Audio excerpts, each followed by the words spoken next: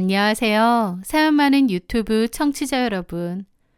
저만 부려먹다 못해 나중엔 제 뒤통수, 앞통수까지 친 이기적이고 못된 남편과 시댁 식구들.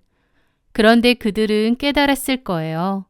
결국 친 게 제 뒤통수가 아니라 본인들 뒤통수였다는 것을요. 지금부터 그 기막히고 시원한 사연에 대해 말해보려 합니다. 저는 30 후반의 직장맘이에요. 1년 전에 이혼했고 지금은 6살이 된 딸아이 아영이 하나만 보고 씩씩하게 살고 있습니다. 제 전 남편이요. 그 인간은 생각만 해도 지긋지긋합니다. 겉으로는 서글서글 인물 좋고 세상 사람 좋아 보여요. 키 크고 직장도 괜찮고 사람들에게도 다정하게 잘 대했습니다. 저희는 행복한 연애를 했어요.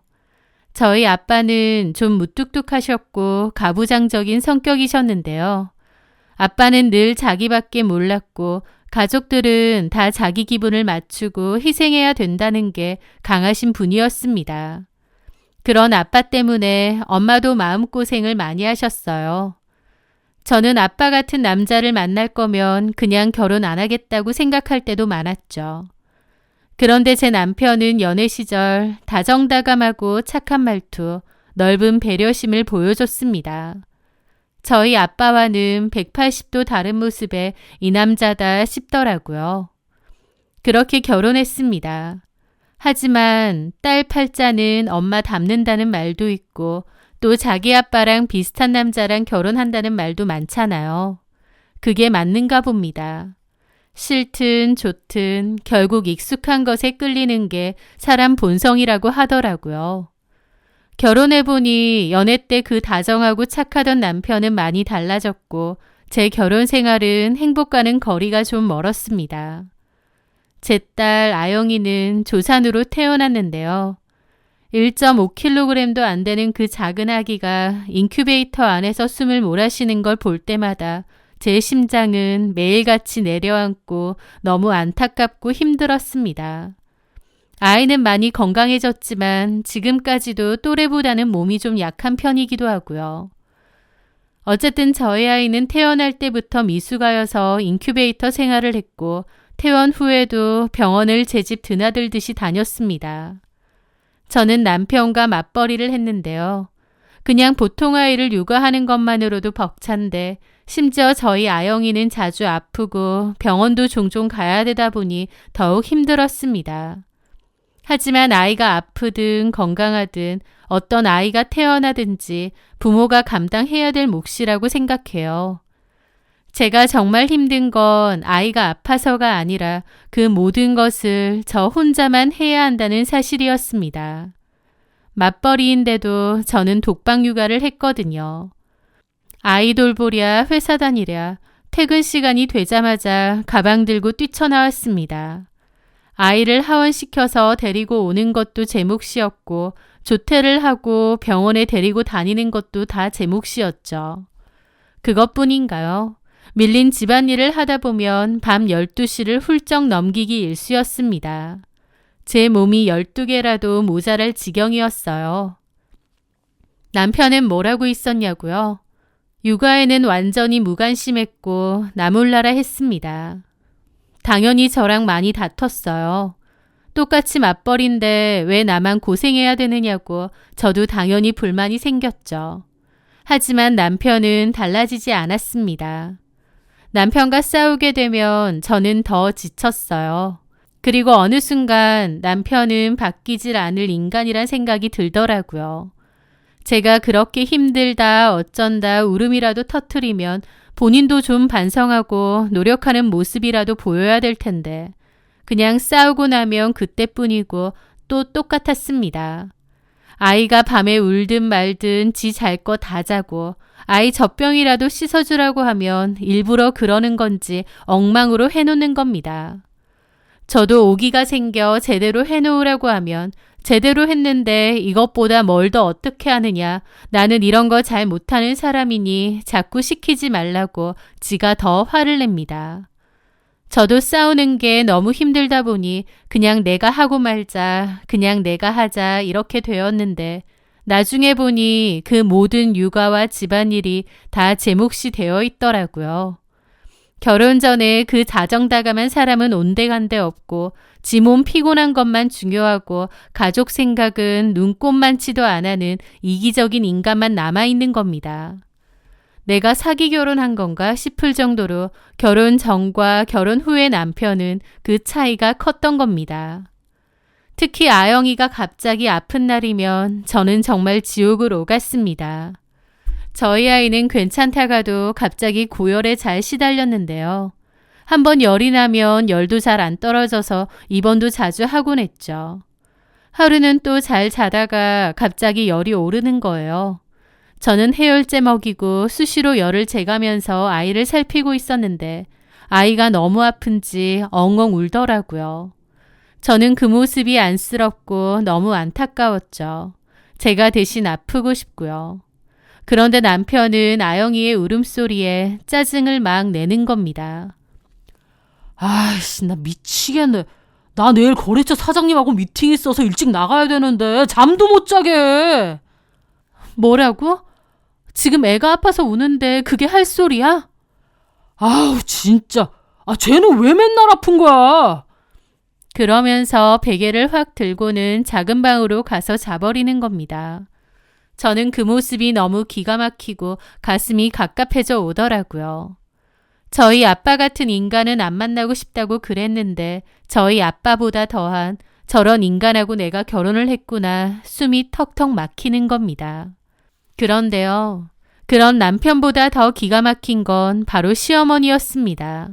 어머님은 애초부터 딸은 별로 안 좋아하고 아들 손주를 원하셨어요. 그래서 딸인 저희 아영이를 썩 좋아하지 않았고 아영이 낳자마자 둘째 가지라고 닥달을 하시던 분이에요. 가뜩이나 아영이가 마음에 안 드는데 심지어 아프기만 하니 아예 대놓고 싫어하셨죠. 아영이가 자주 아프고 예민해서 보채면 어머님은 아유, 저 짐덩어리 그러시는 겁니다. 저는 경악을 하며 따졌죠. 어머니, 짐덩어리라니요. 무슨 그런 말씀을 하세요. 혼잣말도 못해? 그리고 내가 틀린 말 했어? 저거 병원비로 우리 아들 등골 빠지는 거 안 보여? 우리 집안에는 저렇게 아픈 애가 없는데 혹시 네 유전자가 이상한 거 아니야? 라는 거예요. 기가 막혀서 말이 안 나왔습니다. 심지어는 전에 명절에 갔더니 친척분이 놀러 오셨는데요. 그분에게 우스갯소리로 이런 말까지 하는 겁니다. 우리 아들 저 짐덩어리 떼고 새장가 보내야 되나 싶어요. 어찌나 고생인지 내 마음이 아파. 그 친척분도 놀라서 손녀랑 며느리도 있는데 무슨 그런 말을 하냐고 하시더라고요. 아니, 농담이지. 속상하니까. 라고 하셨는데 친척분도 놀라서 시겁하는 말을 친할머니가 아무렇지 않게 하더라고요. 남편도 다 들었으면서 모른 척하고 저는 속이 부글부글 끓어댔죠. 제가 너무 미련했을지도 모르지만 저는 원래 성격이 화를 잘 못 내고 참는 성격입니다. 저한테 그런 건 둘째치고 저희 딸한테까지 그러는 게 너무 화가 났지만 제가 할 수 있는 건 참는 것뿐이었어요. 저한테는 화를 내는 것보다 참는 게 더 쉬운 일이었으니까요. 결혼해서 행복할 데가 없고 마음이 늘 불편하고 지치고 힘들었습니다. 그 와중에 시어머니는 둘째 가지라고 아들 가지라고 닥달하셨는데요. 저는 아영이만 해도 너무 버거웠기 때문에 둘째는 도저히 무리일 것 같더라고요. 그래서 남편에게 아영이 하나한테만 집중하자고 했고 남편도 동의했죠. 남편도 저를 위해서 동의를 했다기보다 아이 하나만 있어도 돈이 많이 든다고 판단해서 둘째까지는 무리라고 생각했던 것 같아요. 하여튼 그래서 합의하에 남편이 정관수술을 받았습니다. 그런데 여러분, 그 수술 이후 남편은 부쩍 생활의 변화가 커졌습니다. 나 오늘 야근이야. 주말에 출장 잡혔어. 등등 일 핑계를 대면서 집에 들어오는 날이 점점 줄어들었거든요. 물론 뭔가 이상하다는 생각도 있었지만 또 한편으론 일이 워낙 바쁜가 보다 했습니다. 왜냐면 남편이 그 전에 자주 일이 너무 많고 바쁘다는 얘기도 곧잘 했거든요. 저는 회사 일에 아이도 봐야 되고 집안일도 해야 되고 너무 바쁘다 보니 남편까지 신경 쓰지 않은 것도 있고요. 그러다가 추석에 사건이 터졌습니다. 남편이 그러더군요. 공교롭게 이번 추석에 외국 출장이 딱 걸렸어. 무슨 추석에 외국 출장이야? 우리나라나 명절이지 다른 나라도 명절이야? 하여튼 아영이 자주 아프니까 이번엔 엄마 집 갈 필요 없이 당신도 그냥 친정 가 있어. 가서 푹 좀 쉬어. 라는 겁니다. 남편이 추석에 출장을 간다는 게 좀 뜬금없긴 했지만 시댁에 안 간다는 건 오히려 다행이다 싶어서 순순히 알겠다고 했죠. 그리고 추석 연휴 저는 친정에서 오랜만에 엄마랑 같이 송편도 빚고 시간을 보내고 있었습니다. 추석 마지막 날 엄마가 아영이랑 동네 한 바퀴 하고 오겠다며 저한테는 좀 누워서 쉬고 있으라고 하시더라고요.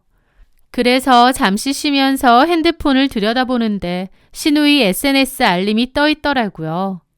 평소에는 시누이 SNS를 들어갈 일이 없는데 그날은 무심코 들어갔던 것 같아요. 그런데 신우가 언제 간 건지 해외 리조트에서 찍은 사진들을 잔뜩 올려놓은 겁니다. 그리고 코멘트에는 가족여행 너무 행복하다 라고 되어 있는 겁니다. 가족이라면 어머님, 아버님이랑 같이 갔다는 건가? 뭔가 이상한 촉이 오더군요. 저는 사진을 자세히 봤습니다. 신우는 총 10장의 사진을 올렸는데 거의 자기 혼자 찍은 사진이거나 배경을 찍은 사진이었어요. 그런데 한 장에는 사진 속에 거울이 있었는데 그 거울에 같이 간 사람들이 비쳐 있는 거예요. 어머님, 아버님은 그렇다 치는데 너무 황당한 얼굴이 있었습니다. 바로 제 남편이었죠. 저한테 출장 간다고 했던 남편이 그 리조트에서 어머님, 아버님이랑 같이 있는 거예요. 저한테 거짓말을 한 거죠. 그런데 더 어이없는 게 뭔 줄 아시나요? 남편 옆에는 제가 처음 보는 여자가 함께 있었습니다. 제 남편이 어떤 낯선 여자랑 어깨를 감싸고 있더라고요. 얼굴은 잘 안 보이지만 그 여자는 몸에 딱 붙는 원피스를 입고 남편 가슴팍에 달라붙어 있는 모양이었죠. 그걸 보는데 입이 떡 벌어졌습니다. 이게 무슨 상황인지 감도 안 오는 거예요. 출장 간다고 한 남편이 알고 보니 시댁 식구들하고 여행을 간 것도 황당한데 남편 옆에 처음 보는 다정한 포즈의 여자. 도대체 이 여자는 누구고 시부모님이랑 신우랑 왜 같이 여행을 간 건지 도대체 뭐가 뭔지 하나도 모르겠더라고요. 하지만 분명한 건 이 사람들이 저를 작정하고 속이고 있다는 거였습니다. 손이 덜덜 떨려서 핸드폰을 바닥에 떨어뜨릴 뻔했죠. 마침 집으로 들어온 엄마가 저를 보고 깜짝 놀라셨어요. 딸, 왜 그래? 엄마가 놀라서 저를 쳐다봤지만 저는 아무 대답도 할 수 없었습니다. 저조차도 이게 무슨 상황인지 정확히 모르겠으니 엄마한테 섣불리 말할 수가 없겠더라고요. 저는 대신 엄마에게 잠깐 아영이 좀 봐달라고 하고 지갑이랑 차키만 들고 집을 뛰쳐나왔습니다. 신우가 SNS에 여행 날짜를 적었는데 귀국날이 오늘 아침이더라고요. 그러면 이제는 집에 도착했을 거란 생각이 들었죠. 운전대를 잡은 손이 분노로 덜덜 떨렸습니다. 저는 곧장 시댁으로 쳐들어갔어요. 그리고 시댁 현관문 비밀번호를 누르는데 안에서 웃음소리가 들리더군요. 문을 확 열고 들어갔죠. 아니나 다를까 거실에는 여행 가방과 면세점 쇼핑백이 잔뜩 널브러져 있었고 그 인간들은 뭐가 그렇게 좋은지 낄낄대고 있었습니다. 그러다 저를 보더니 얼굴이 동시에 다 굳어버렸죠. 이게 다 뭐야? 남편은 제 얼굴을 보더니 하하하고 한숨을 쉬더라고요. 그 표정은 미안함이 아니라 귀찮게 됐네. 딱 그 표정이었습니다. 저는 남편에게 신우 SNS를 들이밀었습니다. 이게 출장이야? 나 속이고 도대체 어딜 갔다 온 거야? 그리고 이 여자 누구야? 그러자 지켜보던 어머님이 제 손에서 그 핸드폰을 뺏어들었습니다. 이게 뭔데 이렇게 시끄럽게 굴어? 그러더니 사진을 보고 아무렇지도 않아 하는 겁니다. 아, 이거? 그래, 너도 다 알게 됐나 본데 잘 됐네. 마침 우리도 너한테 할 말 있었는데. 할 말이 뭔데요? 우리 지훈이 너랑 이혼시킬 생각이다. 아영이는 네가 데리고 살아. 라는 겁니다. 난데없이 이혼시킬 거니 저랑 딸아이랑 나가 살래요. 이게 얼마나 기막히고 코막히는 상황인가요? 그런데 그 옆에 있던 남편 놈이 뭐라고 했는지 아세요? 어떻게 말할까 했는데 어쩔 수 없네. 다 알았으니까 변명 안 할게. 엄마 말대로 우리 그만하자. 적반하장이었습니다. 작정하고 남편도 시댁 식구들도 다 저를 속였는데 심지어 바람까지 피고 그 상간녀랑 여행까지 간 건데 저한테 눈꼽만치도 미안한 감정도 없이 이혼을 해달라고 요구하는 겁니다. 너무 기가 막히니 말도 안 나오더라고요. 저는 한참 벙쪄 있다가 헛웃음이 나왔습니다. 와, 살다 보니 이런 어처구니 없는 일을 다 겪네. 다들 미치셨어요? 이 집안에는 제정신인 사람이 하나도 없어요? 다들 진짜 미친 거냐고요? 그러면서 저는 바닥에 있던 면세점 봉투를 집어던지고 캐리어 안에 있던 물건들도 미친 듯이 집어 던졌습니다. 가만히 있으니 정말 돌아버릴 지경이었거든요. 제가 난리를 치니 시부모님과 신우는 미쳤느냐며 소리를 지르고 남편도 저를 뜯어 말리더라고요. 저는 그런 남편의 귀싸대기를 날렸고 어머님은 소리를 질렀죠. 야, 너 미쳤어? 저는 남편 뺨을 한 대 더 올려붙이고 싶었는데 남편이 제 팔을 낚아채더니 확 미는 겁니다. 저는 바닥으로 주저앉았죠. 아, 왜 이렇게 생 난리를 치고 지랄이야? 너랑 못 살겠다고. 네가 사람 새끼야? 그냥 누구야? 같이 여행 간 그냥 누구냐고? 얘기해줄게. 우리 회사 사장 딸. 뭐라고? 귓구멍 막혔냐? 우리 회사 대표님 딸이라고, 외동딸. 그런 잘난 여자가 나 좋대. 나도 소영씨 사랑하고. 내가 잘못 생각했어. 너 같은 애랑 사귈지언정 결혼을 하는 게 아닌데 완전 판단 미스야. 제대로 똥볼 찬 것 같다고. 너랑 결혼하고 행복한 적이 없었어. 나한테 네가 한 게 뭐 있어? 맨날 바가지 긁었지. 질질 짜면서 어머님 아버님은 나한테 왜 그러시냐, 당신은 왜 나를 힘들게 하냐, 어쩌고 저쩌고. 길 막고 아무 남자한테나 물어봐. 허구한 날 질질 짜고 하소연하는 여자 좋아할 남자 아무도 없어. 나 당신이 하소연할 때마다 돌아버릴 것 같았어. 그뿐이야? 아영이는 아프고 허구한 날 병원에. 나 진짜 집에 들어가기 싫더라. 애 우는 소리도 싫고 당신 징징거리는 것도 싫어. 소영씨는 달라. 쿨하고 잘났고 화끈해. 나는 그런 여자가 맞아. 그래서 너랑 이혼할 거야. 내가 뭐 잘못됐어? 라는데 저는 입이 떡 벌어졌습니다. 너무 힘들어서 하소연한 거 가지고 지도 힘들었답니다. 저는 회사 다니면서 잠도 못 자고 아이 보고 집안일에 하루가 어떻게 가는지도 모르게 개고생을 하고 살고 있는데 남편 놈은 지한테 몇 마디 했다고 애가 좀 울었다고 저랑 사는 게 힘들고 집에 오기 싫었대요. 와, 정말 그 말을 듣는데 그때의 제 심정은 말로써 표현이 안 됩니다. 제가 벙쪄서 그러고 있는데 옆에서 시어머니까지 거들더군요. 우리 지훈이 앞길 막지 말고 좋게 좋게 이혼해라. 내가 봐도 너네 서로 안 맞아. 맞아요, 언니. 저도 소영 언니가 더 좋아요. 소영 언니가 저 그 회사 취업도 시켜준대요. 솔직히 언니는 그럴 능력도 없잖아요. 저는 그 자리에 우두커니 놓여 있었습니다. 저에게 내뱉는 그 단어들을 하나하나 곱씹었어요. 그러다가 저도 모르게 그냥 웃음이 푸하하 하고 터져나왔습니다. 즐거운 것도 아닌데 실성한 것처럼 웃음이 안 멈추더라고요. 제 웃음소리에 그 인간들은 뭐야 저 미친년은 하는 표정으로 저를 쳐다보는 겁니다. 뭐야, 너 지금 미쳤어? 왜 웃어? 저는 눈물을 쓱 닦고 자리에서 일어났습니다. 예, 이혼할게요. 저도 이런 미친놈의 집구석에서 더 이상 있을 이유 없어요. 그런데 그냥은 못 나가고요. 돈 주세요.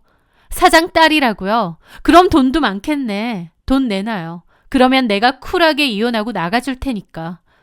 제 말에 자기들끼리 황당한 표정으로 서로 쳐다보더라고요. 이렇게 하죠.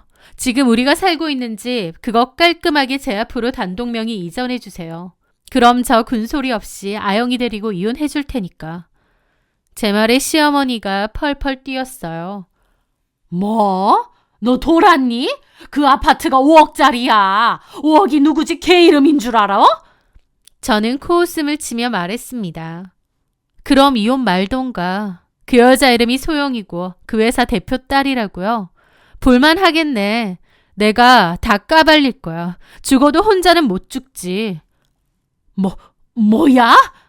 잘들 생각해요. 내가 지금 그 집이라도 받고 조용히 이혼해준다고 할 때 그렇게 하는 게 좋을걸? 사람 이렇게 밑바닥까지 끌어내렸는데 나도 이제 내가 무슨 짓 할지 몰라. 당신들이 그렇게 만든 거야. 그 회사 가서 시위라도 해볼까? 아니면 인터넷에 실명으로 글이라도 올려서 아주 개망신 줘볼까? 저는 원래 화도 못 내고 웬만하면 참는 성격인데 그 순간 정말 눈이 뒤집히고 물불 안 가려지더라고요. 누가 저 건드리면 정말 다 뜯어 먹어버릴 정도로 화가 났거든요.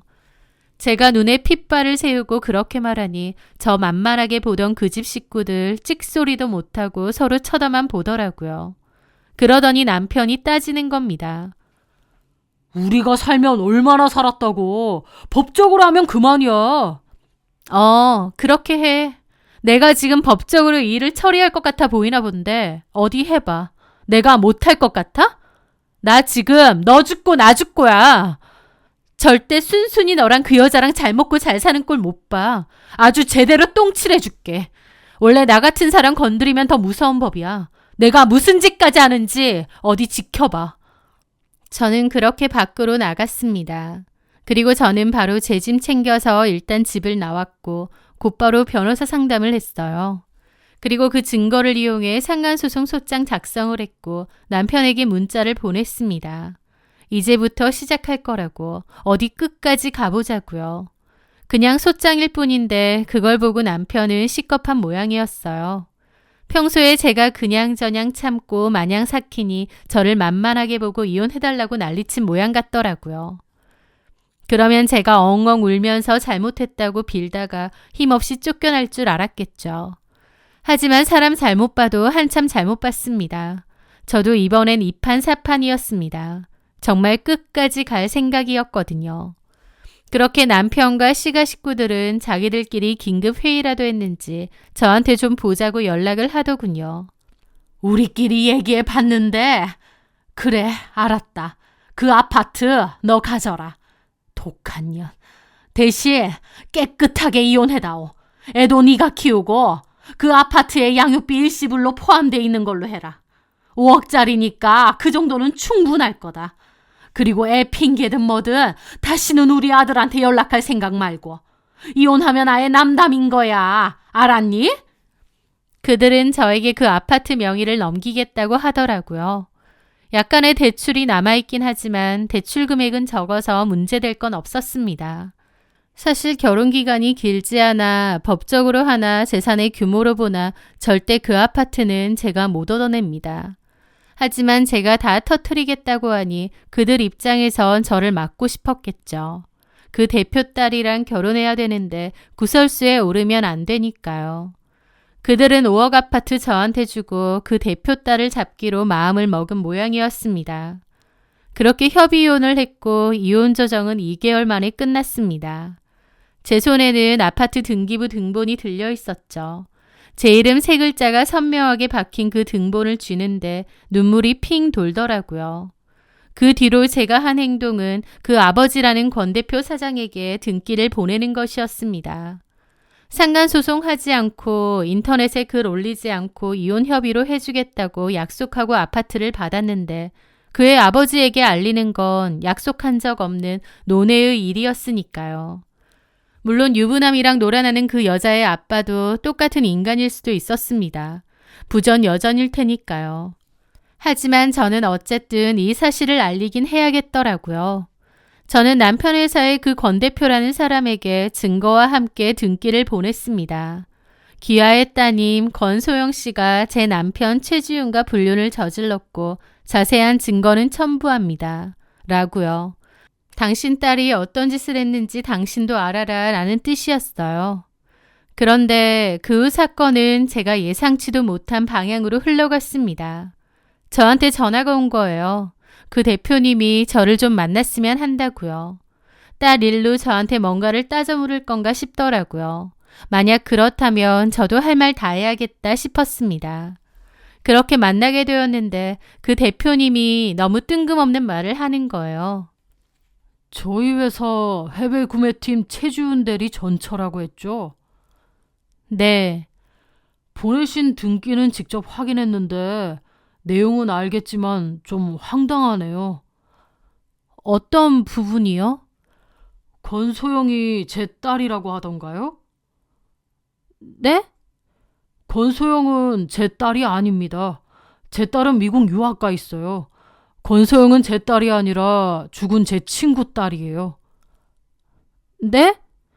친한 친구 딸이었는데 그 친구가 죽고 자기 딸 취업이라도 좀 도와달라고 유언을 남겼어요.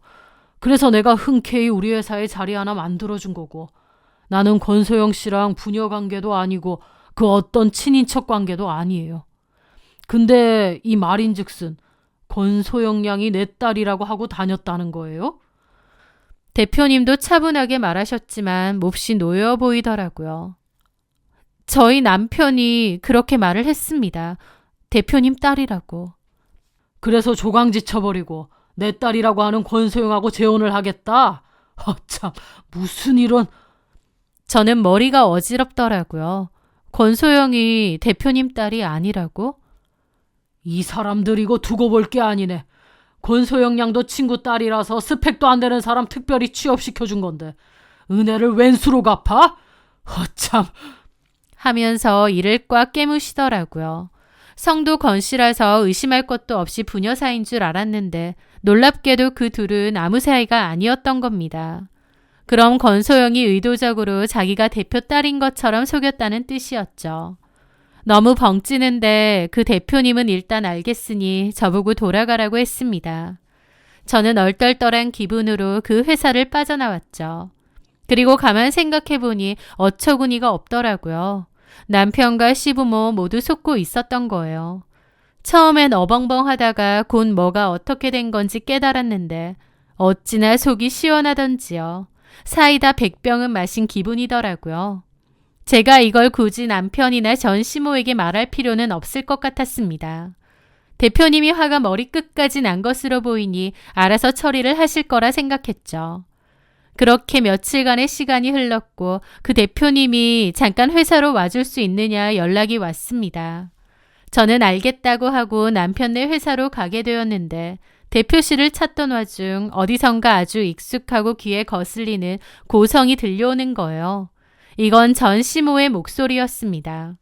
너무 황당한 기분으로 소리가 들리는 쪽으로 갔더니 어머님이 복도에서 어떤 여자의 머리채를 잡고 난리를 치고 있고 그 여자는 속수무책으로 소리만 지르고 있더라고요. 사람들은 다 놀라서 쳐다보고 있고 워낙 어머님이 그 여자를 개패듯이 패니까 몇몇 사람들은 그만하시라고 말리려는 것 같은데 어머님이 너무 극도로 화가 나 있어서 무슨 성난 황소 같더라고요. 그래서 다른 사람들도 선뜻 나서지 못하는 것 같았습니다. 저도 그 틈에 놀라서 그 모습을 보고 있는데 잠시 후 그 인파를 뚫고 전 남편이 나타나는 거예요. 그러더니 엄마 진짜 왜 이러시냐, 여긴 어떻게 들어왔냐며 전 시모를 뜯어 말렸습니다. 하지만 전 시모는 전 남편까지 떠밀더라고요. 야, 이 등신 같은 놈아. 전현이 거짓말하는 거 몰랐어? 전현 대표 딸 아니라며.